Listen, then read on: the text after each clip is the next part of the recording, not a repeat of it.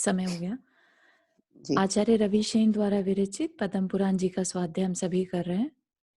मंगलाचरण से शुरू करेंगे। सिद्धं संपूर्ण भव्यार्थ सिद्धेः कारणमुत्तमं प्रशस्त दर्शन ज्ञान चारित्र प्रतिपादिनं सुरेन्द्रमुकुटाश्लिष्ट पादपद्मांशुकेशरं प्रणमामि महावीर लोकत्रितयमङ्गलं मङ्गलं भगवान् वीरो मङ्गलं गौतमो गणी मङ्गलं कुन्दकुन्दाद्यो जैनधर्मोऽस्तु मङ्गलं नमो अरिहन्ताणं नमो सिद्धाणं नमो आयर्याणं नमो उवज्झायाणं नमो लोये सव्वसाहुणं। पंच परमेष्ठी भगवान की जय। अगले 45 मिनट के लिए सभी प्रकार के पापों का त्याग करके सभी 9 बार नमोकार मंत्र पढ़ लें।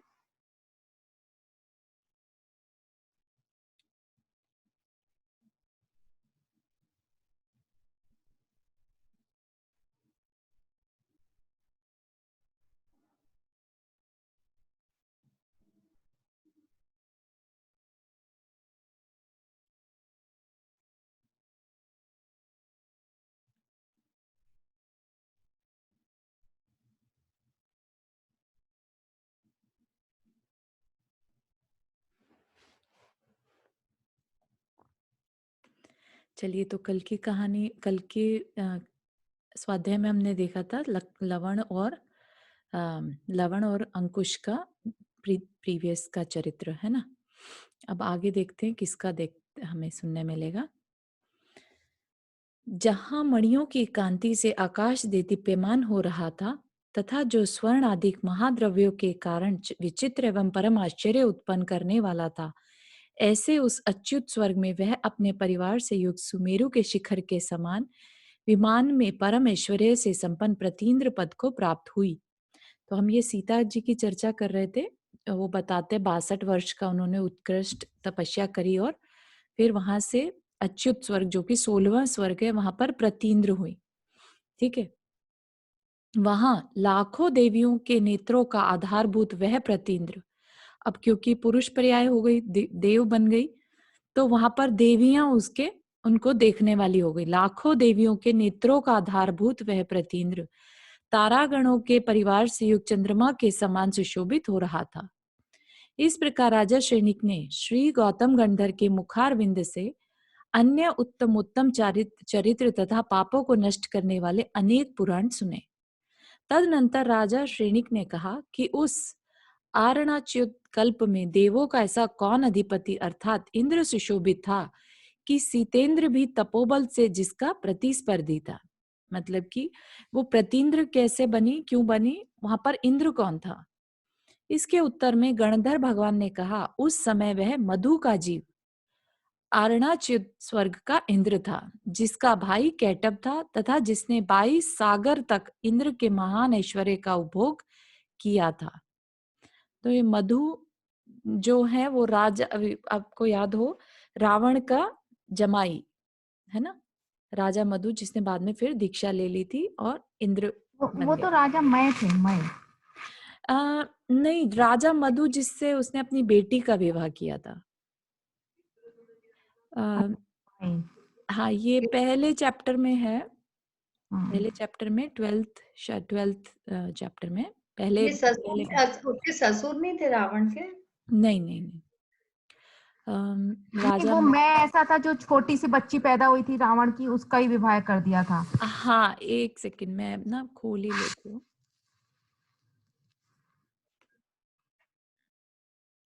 जहां तक मतलब मुझे न्यूज शेयरिंग करते हैं।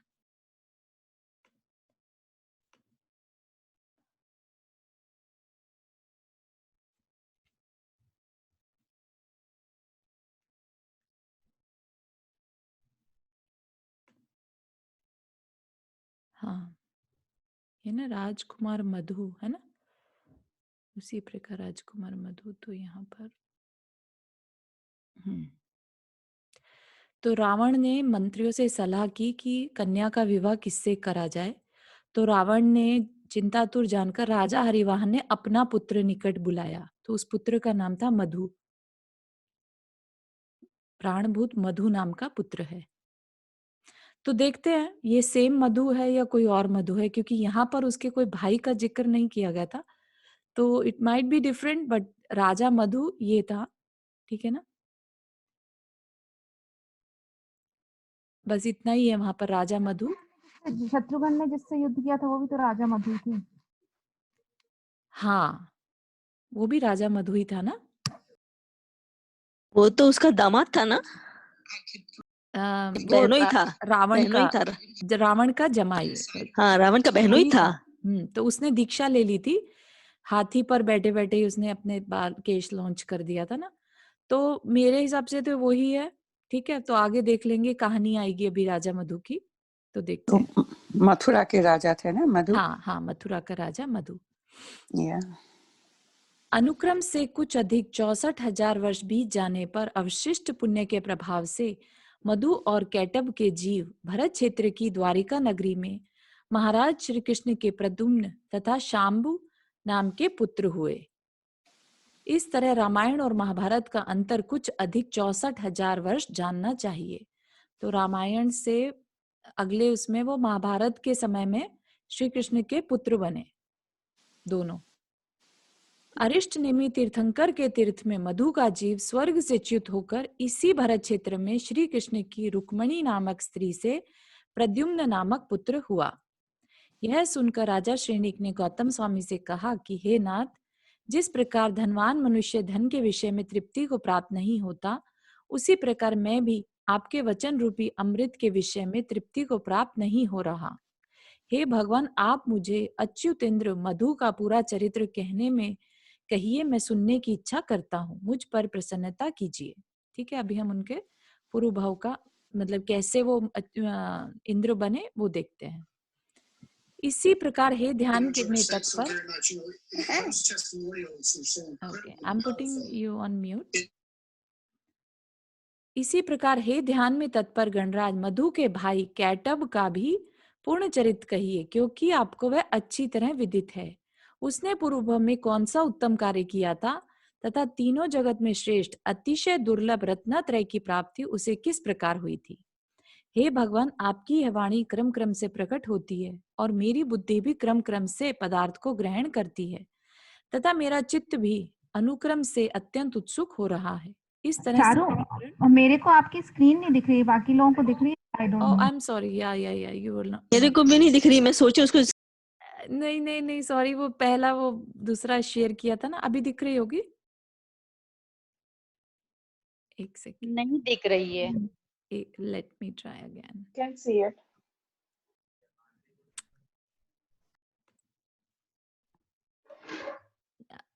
इट सेज योर्स, अच्छा अभी दिखेगी। यस, ओके, अब सॉरी। हाँ Yes. हाँ, चेंज करने के No चक्कर में problem. गड़बड़ हो गया। तदनंतर एरो ले गौतम जाइए, गण, कहाँ है एरो ले? हाँ यहाँ पर है ना। तदनंतर गौतम गणधर कहने लगे कि जो सर्व प्रकार के धान्य से संपन्न है, जहाँ चारों वर्ण के लोग अत्यंत प्रसन्न है, जो धर्म अर्थ और काम से सहित है, सुंदर सुंदर चैत्यालयों से युक्त है, पूर्व ग्राम तथा खानों आदि से व्याप्त है, नदियों और बाग बगीचों से अत्यंत सुंदर है, मुनियों के संग से युक्त है, ऐसे इस मगध नामक देश में उस समय नित्योदित नाम का बड़ा राजा था। ठीक है, तो ये अब किसकी कहानी चल रही है? राजा मधु की।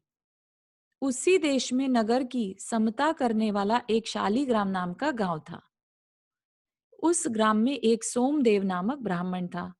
अग्निला उसकी स्त्री थी और उन दोनों के अग्निभूति और वायुभूति नाम के दो पुत्र थे। वे दोनों ही पुत्र संध्या वंदन आदि व षट कर्मों की विधि में निपुण, वेद शास्त्र के पारंगत और हमसे बढ़कर दूसरा कौन है, इस प्रकार पांडित्य के अभिमान में चूर थे। अभिमान रूपी महादाह के कारण जिन्हें अत्यधिक उन्माद उत्पन्न हुआ था, ऐसे वे दोनों भाई सदा भोग ही सेवन करने योग्य है, यह सोचकर धर्म से विमुख रहते थे। तो ये सोचते थे कि हम ही सबसे बेस्ट हैं, उस अहंकार में प्रमाद में रहते थे और कोई काम धर्म की तरफ उनका कोई इंटरेस्ट नहीं रहता था। अतनंतर किसी समय अनेक साधुओं के साथ इस पृथ्वी पर विहार करते हुए नंदीवर्धन नामक मुनिराज उस शालीग्राम में आए। वे मुनि अवधि ज्ञान से समस्त जगत को देखते थे तथा आकर गांव के बाहर मुनियों के योग्य उद्यान में ठहर गए। ठीक है, तो मुनिराज के अवधि ज्ञान था, तो वो जान सकते थे फ्यूचर की बात या पास्ट की बात। तदनंतर उत्कृष्ट आत्मा के धारक मुनियों का आगमन सुन शालिग्राम के सब लोग वैभव के साथ बाहर निकले। तत्पश्चात अग्निभूति और वायुभूति ने उन नगरवासी लोगों को जाते देख किसी से पूछा कि ये गांव के लोग परस्पर एक दूसरे से मिलकर समुदाय रूप में कहाँ जा रहे हैं। तब उसने उन दोनों से कहा कि एक निर्वस्त्र दिगंबर मुनि यहाँ आए हुए हैं, उन्हीं की वंदना के लिए वे सब लोग जा रहे हैं। तो उन्हें तो अहंकार था कि हमसे अच्छा कोई नहीं है, इसलिए उन्हें गुस्सा आ गया। तदनंतर क्रोध से भरा अग्निभूति भाई के साथ बाहर निकल कर आया और कहने लगा कि मैं समस्त मुनियों को बाद में अभी जीतता हूँ। तत्पश्चात पास जाकर उसने ताराओं के बीच में उदित चंद्रमा के समान मुनियों के बीच में बैठे हुए उनके स्वामी नंदीवर्धन मुनि को देखा। तदनंतर सात्विकी नामक प्रधान मुनि ने उनसे कहा कि हे विप्रो, आओ और गुरु से कुछ पूछो। तब अग्निभूति ने हंसते हुए कहा कि हमें आप लोगों से क्या प्रयोजन है। इसके उत्तर में मुनि ने कहा, यदि आप लोग यहाँ आ गए हैं तो इसमें दोष नहीं है। उसी समय एक ब्राह्मण ने कहा, ये दोनों इन मुनियों को बाद में जीतने के लिए आए हैं, इस समय दूर क्यों बैठे हैं। तदनंतर अच्छा ऐसा ही सही, इस प्रकार कहते हुए क्रोध से युक्त दोनों ब्राह्मण मुनिराज के सामने बैठ गए और बड़े अहंकार में चूर होकर बार बार कहने लगे कि बोल क्या जानता है, बोल क्या जानता है। तो मुनिराज से बहुत डिसरिस्पेक्ट से बात कर रहे हैं। तदनंतर अवधि ज्ञानी मुनिराज ने कहा, आप दोनों कहाँ से आ रहे हैं। इसके उत्तर में विप्र पुत्र बोले कि क्या तुझे यह भी ज्ञात नहीं कि हम दोनों शालिग्राम से आए हैं। तदनंतर मुनिराज ने कहा, आप शालिग्राम से आए हैं यह तो मैं जानता हूँ। मेरे पूछने का अभिप्राय यह है कि इस अनादि संसार रूपी वन में घूमते हुए आप इस समय किस पर्याय से आए हैं, मतलब कि पिछला भव आपका क्या है। तब उन्होंने कहा कि इससे क्या और भी कोई जानता है या मैं ही जानूं। तब तत्पश्चात मुनिराज ने कहा, अच्छा विप्रो सुनो, मैं कहता हूं। इस गांव के समीप के पास वन की भूमि में दो श्रृंगाल साथ साथ रहते थे, मतलब जो क्या बोलेंगे, लोमड़ी या भेड़िया टाइप है ना, वो दोनों रहते थे जंगल में। वे दोनों ही परस्पर एक दूसरे के से अधिक प्रेम करते थे तथा दोनों ही विकृत मुख के धारक थे। इसी ग्राम में एक प्रामरक नाम का पुराना किसान रहता था। वह एक दिन अपने खेत पर गया। जब सूर्यास्त का समय आया तब वह भूख से पीड़ित होकर घर गया और अभी वापस आता हूं यह सोचकर अपने उपकरण खेत में ही छोड़ आया। वह घर आया नहीं कि इतने में अकस्मात उठे तथा अंजनगिरी के समान काले बादल पृथ्वी तल को डुबाते हुए रात दिन बरसने लगे। तो जैसे ही वो किसान घर पहुंचा तो पीछे से बारिश आ गई और लगातार बारिश होती रही। वे मेघ 7 दिन में शांत हुए, अर्थात 7 दिन तक झड़ी लगी रही। ऊपर जिन दो श्रृंगालों का उल्लेख कर आए हैं वे भूख से पीड़ित हो रात्रि के घनघोर अंधकार में वन से बाहर निकले। अतनंतर वर्षा से भीगे और कीचड़ तथा पत्थरों में पड़े वे सब उपकरण जिन्हें वे किसान छोड़ आया था, दोनों श्रृंगालों ने खा लिए। खाते ही के साथ उनके उदर में भारी पीड़ा उठी। अंत में वर्षा और वायु से पीड़ित दोनों श्रृंगाल अकाम निर्जरा कर मरे और सोमदेव ब्राह्मण के पुत्र हुए। ठीक है, यहाँ पर हमने देखा था ना, सोमदेव के पुत्र थे वो अनंत भूति और वायु भूति, है ना, तो वो बन गए श्रृंगाल थे वो बेसिकली। तदनंतर वह प्रामरक किसान अपने उपकरण ढूंढता हुआ खेत में पहुंचा तो वहां उसने इन मरे हुए दोनों श्रृंगालों को देखा। किसान उन मृतक श्रृंगालों को लेकर घर आया और वहां उसने उनकी मशकें बनाई। मशक होती है पानी पीने के लिए कंटेनर टाइप का, तो लेदर की जो बनती है वो मशक। ये वायुभूति वही है क्या, पुरंदर महावीर भगवान के? नहीं नहीं नहीं नहीं, वो नहीं है ये। हाँ, अग्निभूति वायुभूति ये तो अभी हम लोग किनका देख रहे हैं, ये राजा मधु का चरित्र पढ़ रहे हैं। वह प्रामरक भी जल्दी ही मर गया और मरकर अपने ही पुत्र के पुत्र हुआ। किसान जो था वो अपने ही पुत्र के पुत्र बन गया। सोचो, कहाँ अभी उसका पिता था, अब अपने ही बेटे के घर बेटा बन गया। उस पुत्र को जाति स्मरण हो गया जिससे वह गूंगा बनकर रहने लगा। क्योंकि उसको ये समझ नहीं आ रहा था कि मैं इसे अपना पुत्र बोलूं कि अपना पिता बोलूं।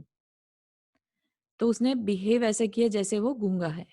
मैं अपने पूर्व भव के पुत्र को पिता के स्थान में समझकर कैसे बोलूं तथा पूर्व भव की पुत्र वधु को माता के स्थान में जानकर कैसे बोलूं, यह विचार कर ही वह मौन को प्राप्त हुआ है। यदि तुम्हें इस बात का ठीक ठीक विश्वास नहीं तो वह ब्राह्मण मेरे दर्शन करने के लिए यहाँ आया है तथा अपने परिवार के बीच में बैठा है। मुनिराज ने उसे बुलाकर कहा कि तू वही प्रामरक किसान है और इस समय अपने पुत्रों का ही पुत्र हुआ है। यह संसार का स्वभाव है। जिस प्रकार रंग भूमि के मध्य नट राजा होकर दास बन जाता है और दास प्रभुता को प्राप्त हो जाता है, उसी प्रकार पिता भी पुत्र पने को प्राप्त हो जाता है और पुत्र पितृ पर्याय को प्राप्त, पितृ मतलब पिता, पितृ पर्याय को प्राप्त हो जाता है। माता पत्नी हो जाती है और पत्नी माता बन जाती है। यह संसार अरहट के घटी यंत्र के समान है जिसमें जीव कर्म के वशीभूत हो ऊपर नीचे नीचे अवस्था को प्राप्त होता रहता है। इसलिए हे वत्स, संसार दशा को अत्यंत निंदित जानकर इस समय गूंगापन छोड़ और वचनों की उत्तम क्रिया कर अर्थात प्रशस्त वचन बोल। उस किसान जो कि अब बेटा बन गया था उससे पूछा। मुनिराज के इतना कहते ही वह अत्यंत हर्षित होता हुआ उठा। वह ऐसा प्रसन्न हुआ मानो उसका ज्वर उतर गया हो। उसके शरीर में सघन रोमांच निकल आए और उसके नेत्र और मुख हर्ष से फूल गए। भूत से आक्रांत हुए के समान उसने मुनि की प्रदक्षिणाएं दी। तदनंतर कटे वृक्ष के समान मस्तक के बल उनके चरणों में गिर पड़ा। उसने आश्चर्यचकित हो जोर से कहा कि हे भगवान, आप सर्वज्ञ हैं। यहाँ बैठे बैठे ही आप समस्त लोक की संपूर्ण स्थिति को देखते रहते हैं। मैं इस भयंकर संसार सागर में डूब रहा था, सो आपके प्राण्य अनुकंपा से हे नाथ मेरे लिए रत्नत्रय रूप बोधि का दर्शन कराया है। आप दिव्य बुद्धि हैं, अतः आपने मेरा मनोगत भाव जान लिया है ना। तो आज के समय में तो अवधि ज्ञानी मुनिराज नहीं रहते, लेकिन पहले के टाइम में कितने लोगों को उनकी वजह से बोध हो जाया करता। इस प्रकार कहकर उस प्रामर के जीव ब्राह्मण ने रोते हुए भाई बांधवों को छोड़कर दीक्षा धारण कर ली। प्रामरक का यह ऐसा कथन व्याख्यान सुन बहुत से लोग मुनि तथा श्रावक हो गए।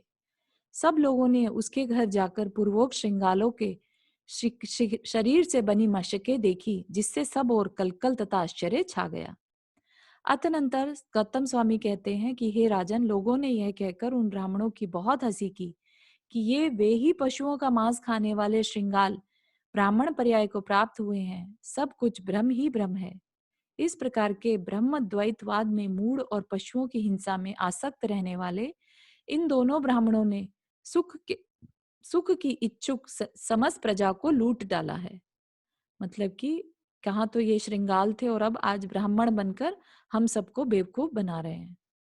तप रूपी धन से युक्त ये शुद्ध मुनि ब्राह्मणों से अधिक श्रेष्ठ हैं, क्योंकि यथार्थ में ब्राह्मण वे ही कहलाते हैं जो अहिंसा व्रत को धारण करते हैं, जो महाव्रत रूपी लंबी चोटी धारण करते हैं, जो क्षमा रूपी यज्ञोपवीत से सहित हैं, जो ध्यान रूपी अग्नि में होम करने वाले हैं, शांत हैं और मुक्ति के सिद्ध करने में तत्पर हैं, वे ही ब्राह्मण कहलाते हैं। मतलब कि जो ब्राह्मण का एक स्वरूप जो बाहर में देखने मिलता है, जो चोटी वाले हैं, उन्होंने गले थोड़ा कमर पे और गले से होता हुआ एक धागा सा बांधा हुआ था ना, यज्ञोपवीत बोलते हैं उसे। तो वो क्या कह रहे हैं यहाँ पर, उपमा देकर कह रहे हैं कि चोटी किसके बराबर, महाव्रत की रूपी चोटी धारण की हो, क्षमा रूपी यज्ञोपवीत हो, ध्यान रूपी अग्नि में यज्ञ करने वाले हों, शांत हों और मुक्ति के सिद्ध करने में तत्पर हो, वही ब्राह्मण कहलाते हैं। असली ब्राह्मण तो वही है। इसके विपरीत जो सब प्रकार के आरंभ में प्रवृत्त हैं तथा जो निरंतर कुशील में लीन रहते हैं, वे केवल यह कहते हैं कि हम ब्राह्मण हैं, परंतु क्रिया से ब्राह्मण नहीं है। जिस प्रकार कितने ही लोग सिंह, देव अथवा अग्नि नाम के धारक हैं, मतलब कि उनके नाम हैं सिंह, देव, अग्नि, उसी प्रकार व्रत से भ्रष्ट रहने वाले ये लोग भी ब्राह्मण नाम के धारक हैं। मतलब इनका सिर्फ नाम ब्राह्मण है, बाकी इनमें कोई ब्राह्मणत्व नहीं है। जो ऋषि संयत, धीर, शांत, दांत और जितेंद्रिय हैं, ऐसे ये मुनि ही धन्य हैं तथा वास्तविक ब्राह्मण हैं। जो भद्र परिणामी हैं, संदेह से रहित हैं, ऐश्वर्य संपन्न हैं, अनेक तपस्वियों से सहित हैं, यति हैं और वीर हैं, ऐसे मुनि ही लोकोत्तर गुणों के धारण करने वाले हैं। तो ये सिर्फ मुनियों की असली जो रियल मुनि है, सच्चे देव शास्त्र गुरु बोलते हैं ना जैसे, तो सच्चे गुरु का एक तरह से वर्णन दे रहे हैं कि कौन से गुरु को मानना। जो परिग्रह को संसार का कारण समझ उसे छोड़ मुक्ति को प्राप्त करते हैं, वे परिव्राजक कहलाते हैं। सो यथार्थ में मोह रहित निर्ग्रंथ मुनि ही परिव्राजक है, ऐसा जानना चाहिए। परिव्राजक एक उपाधि है, बेसिकली टाइप ऑफ मुनि। चूंकि ये मुनि क्षीण राग मतलब कमजोर राग, क्षीण बहुत कम राग तथा क्षमा से सहित होकर तप के द्वारा अपने आप को कृष्ट करते हैं, पाप को नष्ट करते हैं, इसीलिए छपण कहे गए हैं। एक तरह से ये साधुओं के डिफरेंट डिफरेंट नाम बता रहे हैं। एक तरह से यहाँ परिव्राजक बोला उन्हें किस लिए, क्योंकि मोह रहित निर्ग्रंथ मुनिराज हैं, उनके पास परिग्रह नहीं है, इसलिए परिव्राजक। और छपण किस लिए, क्योंकि वो तप करते हैं। छपन छपना छपक बोलते हैं ना, जो गुण स्थान में ऊपर ऊपर बढ़ते हैं, शपक श्रेणी 12वें गुण स्थान को बोलते हैं। तो इसलिए वो इस तरह से अपने पापों को नष्ट कर रहे हैं, इसलिए उन्हें छपण कहते हैं। ये सब यमी, वीतराग, निर्मुक्त शरीर, निरंबर, योगी, ध्यानी, ज्ञानी, निष्प्रय और बुद्ध हैं, अतः ये ही वंदना करने योग्य हैं। तो ये डिफरेंट डिफरेंट पर्यायवाची हैं अच्छे साधुओं के लिए।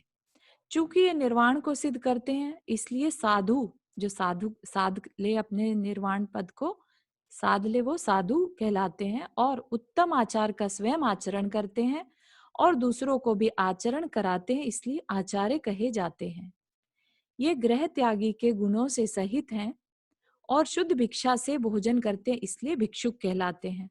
और उज्जवल कार्य करने वाले हैं अथवा कर्मों को नष्ट करने वाले हैं तथा परम निर्दोष श्रम से वर्तमान है, इसलिए श्रमण कहे जाते हैं। ठीक है, श्रम करते हैं तो श्रमण। इस प्रकार साधुओं की स्तुति और अपनी निंदा सुनकर वे अहंकारी विप्रपुत्र लज्जित, अपमानित तथा निष्प्रभ हो एकांत में जा बैठे। ठीक है, तो वो उनका मान जो था वो हर्ट हो गया। अतनंतर जो अपने श्रृंगाल आदि पूर्व भवों के उल्लेख से अत्यंत दुखी थे, ऐसे दोनों पुत्र सूर्य के अस्त होने पर खोज करते उस स्थान पर पहुंचे जहां की वे भगवान नंदीवर्धन मुनिंद्र विराजमान थे। वे मुनिंद्र संग छोड़ निष्प्रय हो वन में एकांत भाग में स्थित उस शमशान प्रदेश में विद्यमान थे, जो कि अत्यधिक गर्तों से युक्त था, नर कंकालों से परिपूर्ण था, नाना प्रकार की चिताओं से व्याप्त था, मांस भोजी वन्य पशुओं के शब्द से व्याप्त था, पिशाच और सर्पों से आकीर्ण था, सुई के द्वारा भेदने योग्य अर्थात गाढ़ अंधकार से आच्छादित था, और जिसका देखना तीव्र घृणा उत्पन्न करने वाला था। तो उस समय जो मुनि राज थे नंदीवर्धन, वो ऐसे मतलब कब्रिस्तान या शमशान कह लो, वहां पर थे। ठीक है, ऐसे शमशान में जीव जंतु रहित शिलातल पर प्रतिमा योग में विराजमान उन मुनिराज को उन दोनों पापियों ने देखा। उन्हें देखते ही जिन्होंने तलवार खींचकर हाथ में ले ली थी तथा जो अत्यंत कुपित हो रहे थे, ऐसे उन ब्राह्मणों ने एक साथ कहा कि लोग आकर तेरे प्राणों की रक्षा करें। अरे श्रमण, अब तू कहाँ जाएगा? हम ब्राह्मण पृथ्वी में श्रेष्ठ हैं तथा प्रत्यक्ष देवता स्वरूप हैं, और तू महादोषों से भरा निर्लज्ज है। फिर भी हम लोगों को तू श्रृंगाल थे ऐसा कहता है। तदनंतर जो अत्यंत तीव्र बोध से युक्त थे, दुष्ट थे, लाल लाल नेत्र के धारक थे, बिना विचारे काम करने वाले थे और दया से रहित थे, ऐसे उन दोनों ब्राह्मणों को यक्ष ने देखा। यक्ष होते हैं व्यंतर जाति के देव, है ना। नॉर्मली वो क्या, शमशान भूमि में कोई वृक्ष आदि रहते हैं तो उनमें नॉर्मली रहते हैं वो वहां पर। तो उन्होंने, वहां के एक यक्ष ने उन दोनों ब्राह्मणों को तलवारें हाथ में लिए हुए देखा। उन्हें देखकर वह देव विचार करने लगा कि अहो देखो, ये ऐसे निर्दोष शरीर से निष्प्रय और ध्यान में तत्पर मुनि को मारने के लिए उद्यत हैं। तदनंतर तलवार चलाने के आसन से खड़े होकर उन्होंने अपनी अपनी तलवार ऊपर उठाई नहीं कि यक्ष ने उन्हें कील कर दिया। कील दिया मतलब उनको फिक्स कर दिया। ऐसे उच्चाटन एक विद्या होती है, शक्ति होती है जिससे वो वहीं की वहीं रोक सकते हैं, है ना। जैसे एकदम स्टैंड स्टिल कर दिया, जिससे वे मुनिराज के आगे उसी मुद्रा में निश्चल खड़े रह गए। महामुनि के विरुद्ध उपसर्ग करने की इच्छा रखने वाले वे दोनों दुष्ट उनकी दोनों ओर इस प्रकार खड़े थे मानो उनके अंग रक्षक ही हों। तदनंतर निर्मल प्रातःकाल के समय सूर्योदय होने पर वे मुनिराज योग समाप्त कर एकांत स्थान से निकलकर बाहर मैदान में बैठे। तो सारी रात तो वो शमशान में बैठे और सुबह बाहर आ गए उससे। उसी समय चतुर्विद संघ तथा शालीग्राम वासी लोग उन योगीराज के पास आए। सो यह दृश्य देख आश्चर्यचकित हो बोले कि अरे ये कौन पापी हैं, हाय हाय, कष्ट पहुंचाने के लिए उद्यत इन पापियों को धिक्कार है। अरे ये उपद्रव करने वाले तो वे ही आताताई अग्निभूति और वायुभूति हैं। अग्निभूति और वायुभूति भी विचार करने लगे कि अहो, महामुनि का यह कैसा उत्कृष्ट प्रभाव है कि उन्होंने बल का दर्प रखने वाले हम लोगों को कील कर स्थावर बना दिया। स्थावर मतलब एक जगह पर फिक्स, है ना, स्थावर बना दिया। इस अवस्था से छुटकारा होने पर यदि हम जीवित रहेंगे तो इन उत्तम मुनिराज के दर्शन अवश्य करेंगे। तो अब उनके विचार बदल गए, अभी वो सिर्फ सोच रहे अंदर ही अंदर, है ना। इसी बीच वे घबराया हुआ सोमदेव, जो उनका पिता था, अपनी अग्निला स्त्री के साथ वहां आ पहुंचा और उन मुनिराज को प्रसन्न करने लगा। पैर दबाने में तत्पर दोनों ही स्त्री पुरुष बार बार प्रणाम करके तथा अनेक मीठे वचन कहकर उनकी सेवा करने लगे। उन्होंने कहा, हे देव, ये मेरे दुष्ट पुत्र जीवित रहें, क्रोध छोड़िए। हे नाथ, हम सब भाई बांधवों सहित आपके आज्ञाकारी हैं। इसके उत्तर में मुनिराज ने कहा कि मुनियों को क्या क्रोध है, तो जो तुम यह कह रहे हो, हम तो अपने ऊपर दया सहित हैं तथा मित्र शत्रु भाई बांधव आदि सब हमारे लिए समान है। तदनंतर जिनके नेत्र अत्यंत लाल थे, ऐसा यक्ष अत्यधिक गंभीर स्वर में बोला कि यह कार्य इन गुरु महाराज का है, ऐसा जनसमूह के बीच नहीं कहना चाहिए। है ना, यक्ष बोल रहा है अब, है ना, क्योंकि जो मनुष्य साधुओं को देखकर उनके प्रति घृणा करते हैं वे शीघ्र ही अनर्थ को प्राप्त होते हैं। दुष्ट मनुष्य अपनी दुष्टता को देखते नहीं और साधुओं पर दोष लगाते हैं।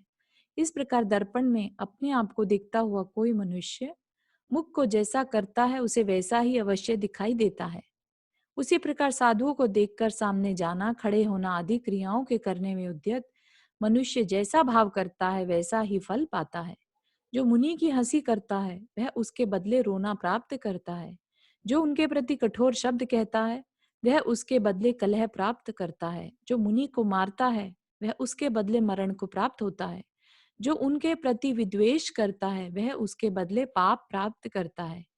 इस प्रकार साधु के विषय में किए हुए निंदनीय कार्य से उसका करने वाला वैसे ही कार्य के साथ समागम प्राप्त करता है ना। तो ये तो हमने भी कई एग्जाम्पल्स अभी देख लिए। सीता का एग्जाम्पल देखा हमने और अंजना सती का।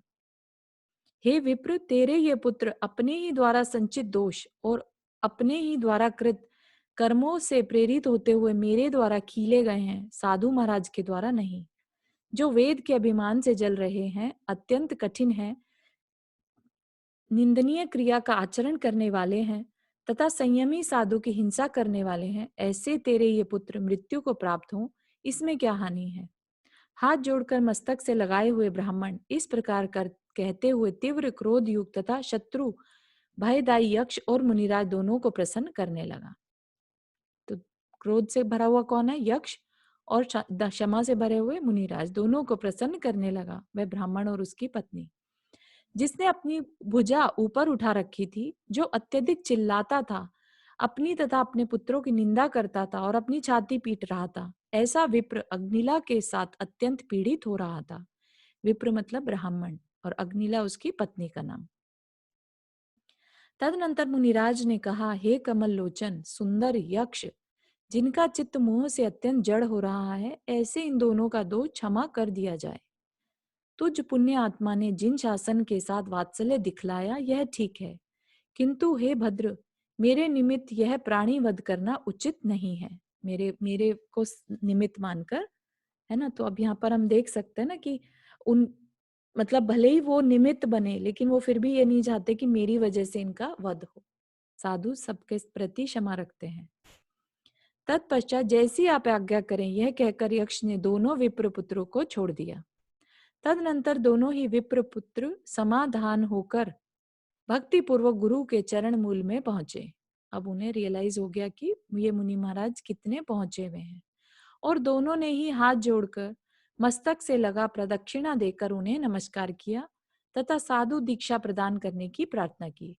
परंतु साधु संबंधी कठिन चर्या को ग्रहण करने के लिए उन्हें शक्ति रहित देख मुनिराज ने कहा, तुम दोनों सम्यक दर्शन से विभूषित होकर अणुव्रत ग्रहण करो। आज्ञानुसार वे गृहस्थ धर्म के सुख में लीन विवेकी श्रावक हो गए।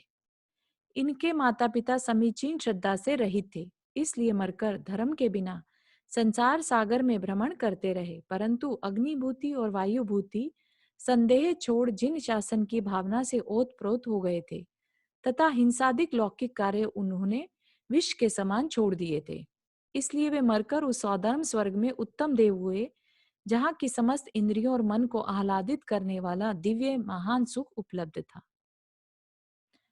तो देखने वाली बात यहाँ पर यह है कि वो थे तो ब्राह्मण, है ना, नॉन जैन कह सकते हैं, और फिर उन्होंने क्या किया, जिन शासन को फॉलो किया, तो क्या अब वो जैन कहलाएंगे? नो, तभी तो जैन और ये नहीं था ना, सभी ब्राह्मण ही थे ना तभी तभी। है ना। तो समझने वाली बात है कि जैन जो है वर्ड बना है बाद में, है ना। उससे पहले जो भी जिन शासन को माने वो अपने पुण्य बढ़ाकर अपना कल्याण कर रहा है, ठीक है ना। हाँ एक समीचीन धर्म था, एक समीचीन आचरण बेसिकली कह लो, है ना, जिसमें क्षमा है, दया है, अहिंसा है, तो उसको जो फॉलो करे वो अपना कल्याण कर ले। ऐसा कोई बंधा हुआ नहीं था कि नहीं ये हम तो जैन हैं, इसके अलावा हम किसी को नहीं मानेंगे, हम किसी को से बात नहीं करेंगे, या कुछ भी अपने अहंकार में आ जाओ कि हम जैन हैं, ठीक है ना। तो इसलिए ये बात की क्लैरिटी और अपने को बड़ा रखना चाहिए अपना पॉइंट ऑफ व्यू, विजन, कि कोई भी जैन धर्म को फॉलो कर सकता है, जिन शासन को फॉलो करना चाहे, उसकी कही बात पर चलना चाहे, तो वो जैन कहलाएगा, चाहे वो कोई जानवर भी क्यों ना हो। तो वो मरकर कहाँ गए, सौधर्म स्वर्ग में उत्तम देव हुए। तदनंतर वे दोनों अयोध्या आकर वहां के समुद्र सेठ की धारिणी नामक स्त्री के उदर से नेत्रों को आनंद देने वाले पुत्र हुए। पूर्णभद्र और कांचन भद्र उनके नाम थे। ये दोनों भाई सुख से समय व्यतीत करते थे। तदनंतर पुनः श्रावक धर्म धारण कर उनके प्रभाव से सौधर्म स्वर्ग में देव हुए। ठीक है, तो स्वर्ग से आए, फिर से दोनों भाई बने, और फिर से श्रावक धर्म के कारण सौधर्म इंद्र के देव हुए, सौधर्म स्वर्ग में देव हुए।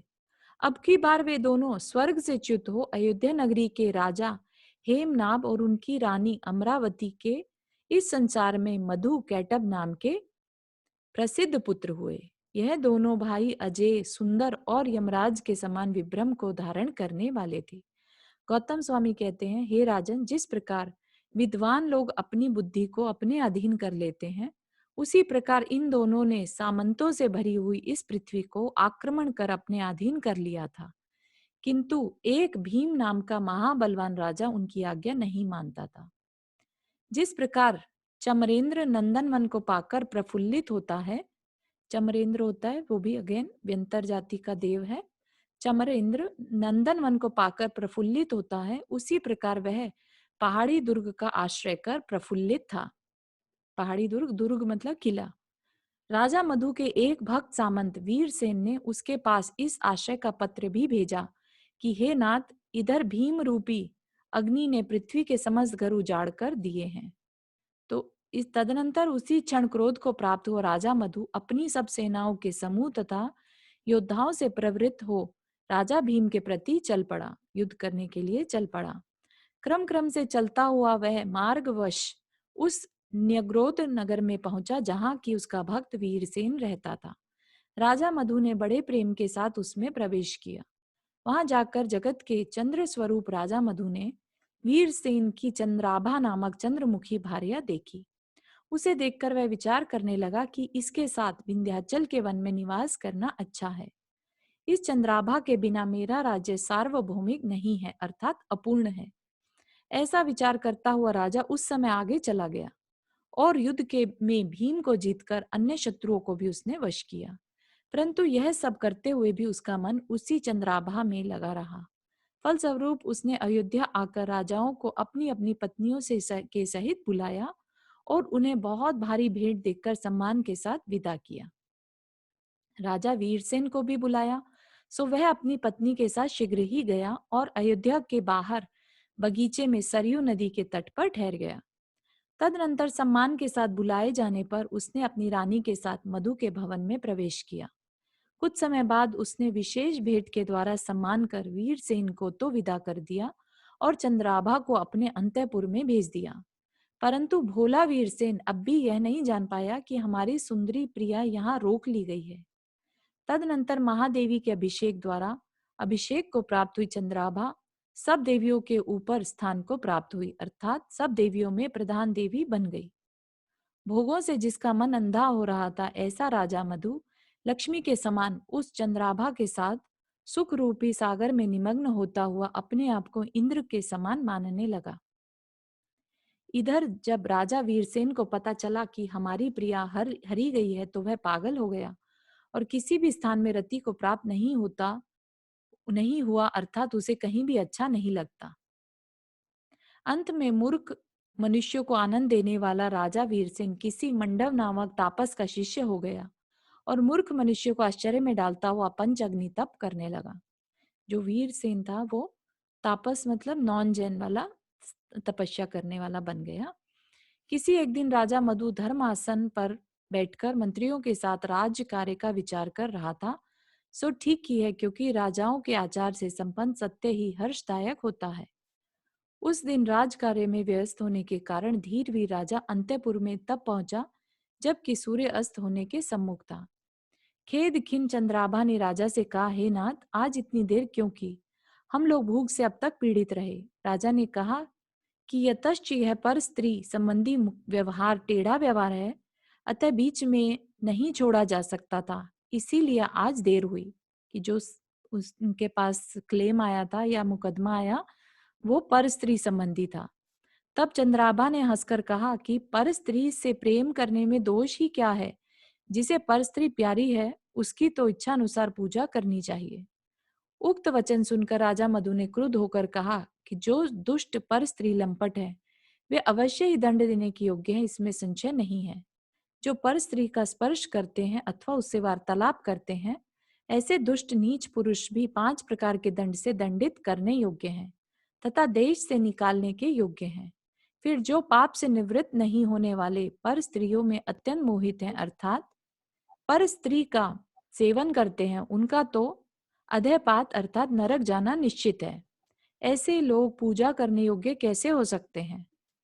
तदनंतर कमल लोचना देवी चंद्राभा ने बीच में ही बात काटते हुए कहा, आप बड़े धर्मात्मा हैं तथा पृथ्वी का पालन करने में उद्यत हैं।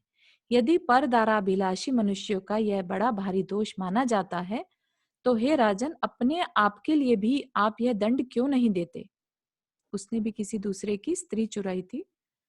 पर स्त्रीगामियों में प्रथम तो आप ही हैं, फिर दूसरों को दोष क्यों दिया जाता है? क्योंकि यह बात सर्वत्र प्रसिद्ध है कि जैसा राजा होता है वैसी प्रजा होती है।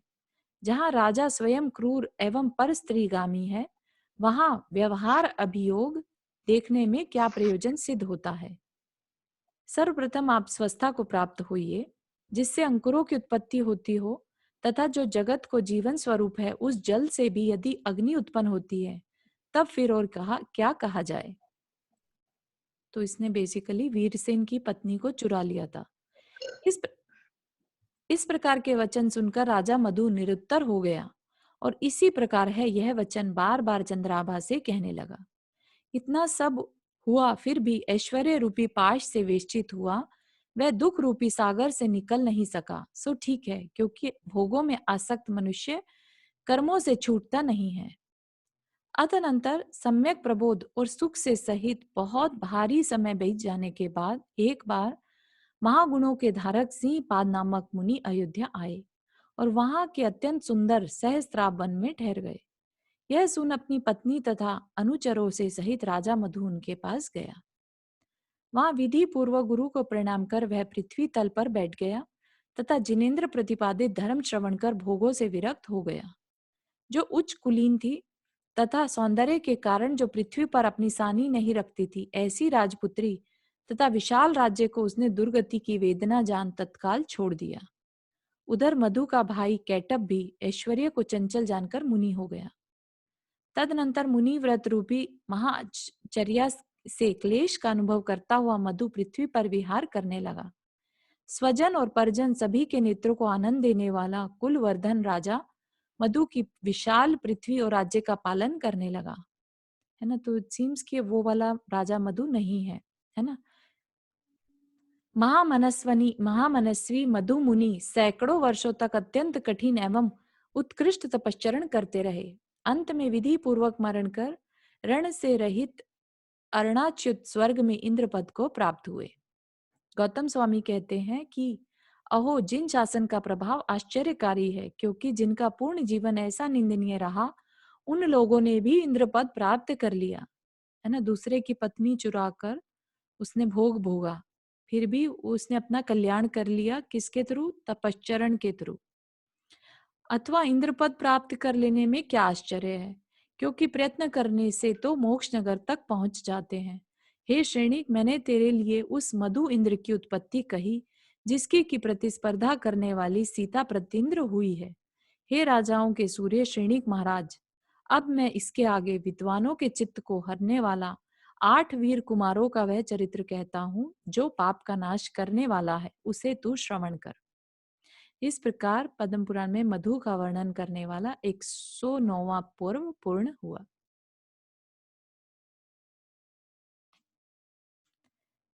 ठीक है, यहीं तक रखें आज का। किसी को कोई प्रश्न?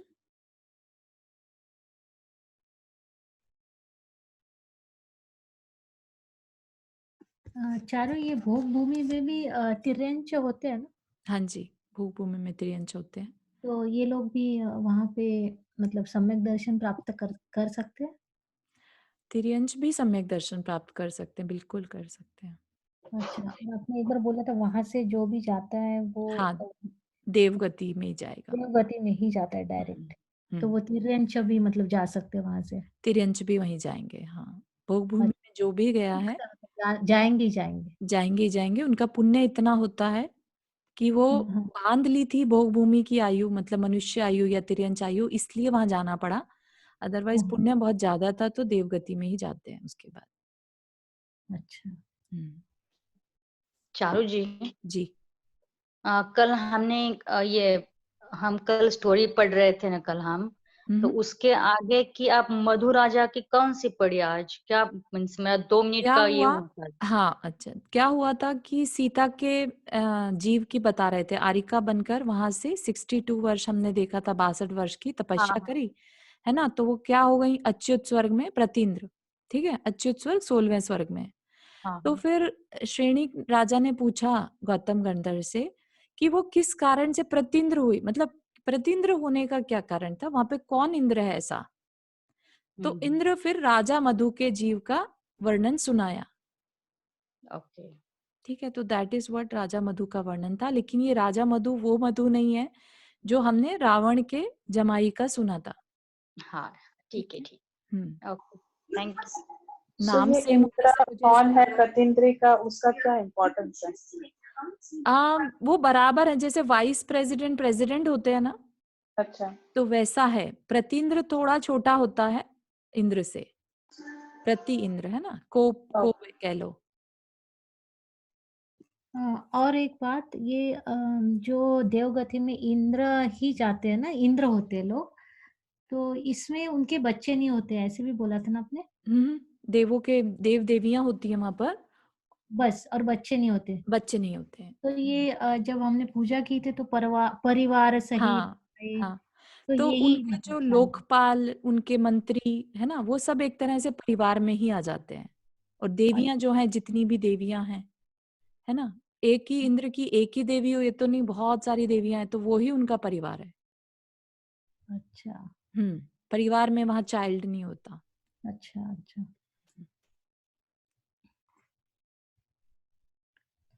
ठीक है, तो कल हम पढ़ेंगे, कल नहीं, अब हम मंडे को पढ़ेंगे अनंग लवण और लक्ष्मण के 8 पुत्रों की कहानी, है ना। राम जी के तो हो गए, लवण और कुश, है ना। तो अब लक्ष्मण के 8 पुत्र और उसके बाद देखते हैं 11वें पर्व में भामंडल की मृत्यु का वर्णन है, 12वें में राम लक्ष्मण के भोगों का वर्णन, फिर हनुमान जी का विरक्त हो जाना। ठीक है, हनुमान जी की दीक्षा, उसके बाद निर्वाण प्राप्त कर लिया हनुमान जी ने। और लक्ष्मण के 8 कुमार और उनको सुनकर राम जी भी हैं जो फाइनली दीक्षा ले लेंगे। हाँ, लेकिन उनका सौधर्म वही लक्ष्मण और राम की परीक्षा लेने के लिए एक देव आएंगे, वो वाला है 115वां। फिर उनको लेकर घूम रहे हैं 116वां। 117वां लक्ष्मण के मरण का समाचार सुना, वाकई में मर जाते हैं ना लक्ष्मण। फिर 118वें में जटायु के बारे में है, और अभी वो राम जो है 6 माह के बाद लक्ष्मण का दाह संस्कार कर देते हैं।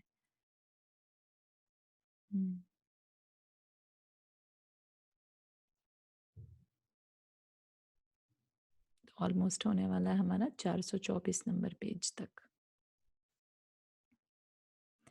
ठीक है, तो इतना ही रखते हैं। किसी और को कोई प्रश्न?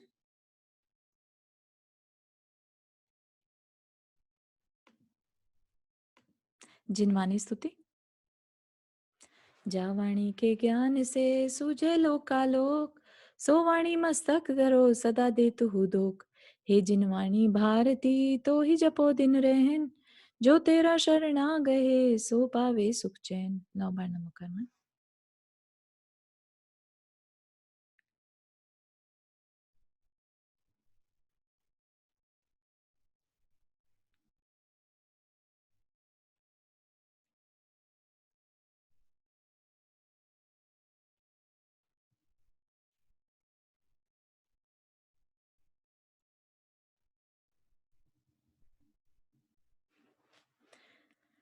चलिए, कल हम 6 डाला सीखेंगे।